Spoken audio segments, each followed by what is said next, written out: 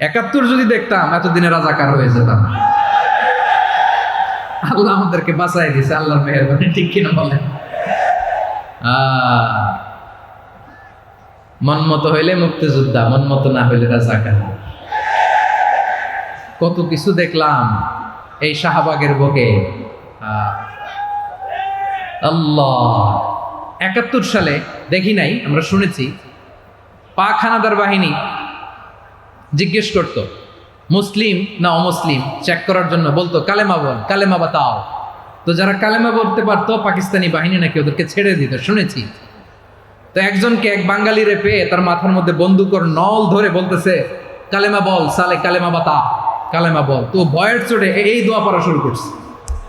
ও পড়তেছে লা ইলাহা ইল্লা আনতা সুবহানাকা ইন্নী কুনতু মিনাজ জালিমিন।